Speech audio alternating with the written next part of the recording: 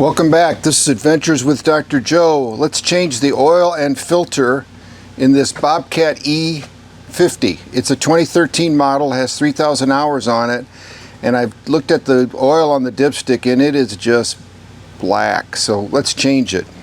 Let's open the hood and I'll show you where the dipstick is. This is the dipstick, and it goes into that opening right in the side of the engine. Now, the best way I found to drain the oil was to go through the dipstick with one of these oil extractors, because I was having trouble getting the 14mm plug out of the oil pan, and I was afraid I was going to round it off or strip it or something bad, so we used this method. This unit runs on 12 volts on a battery, and it is a pump. This small diameter tube goes into the dipstick opening all the way down to the bottom of the oil pan, and then this tube goes into a collection container. So I was able to pull out about 2 gallons. It's supposed to take 2.5, but that's all I could get out of it. And then when I did finally take off the plug on the oil pan, and I was able to do that with a long wrench and a wrench extender, there was no oil left. So this method removes every bit of oil from the engine, which is pretty impressive and pretty clean. It keeps everything nice and neat.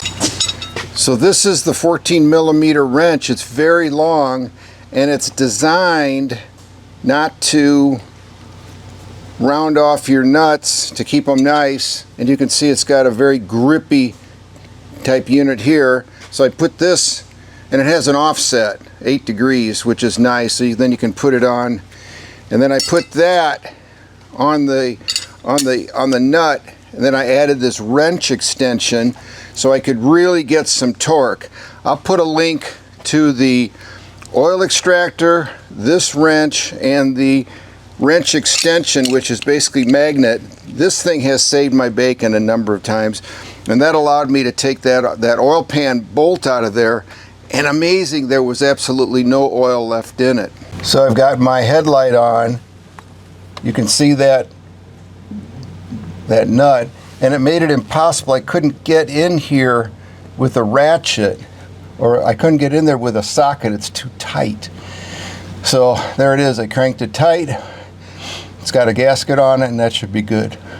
Here's a gallon of that black oil that I removed. I mean, it's incredibly black. There must be some diesel blow-by on the cylinders or something, but it was terrible.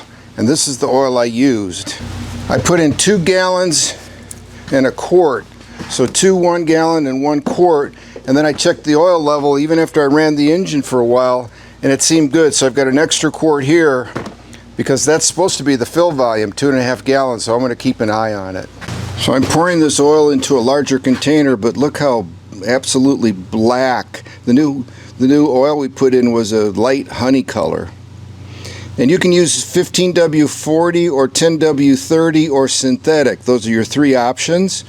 My dealer had the 15W40, so I used that.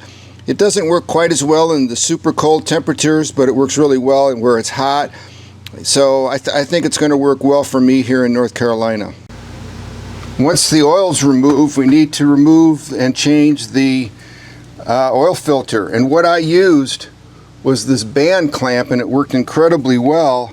I was able to sneak it around the oil filter and just get it to slightly turn, and it worked really well. And now that I've got the new filter in place, I can also use the band clamp to tighten it up a little bit if I choose to, but I've hand tightened it plus an extra half a turn. So I hope you found that useful. If so, please click thumbs up. Changing the oil in the Bobcat E50 is supposed to take 2.5 gallons in either 15W40, 10W30, or synthetic. Change the oil filter at the same time too. So thank you. Consider subscribing.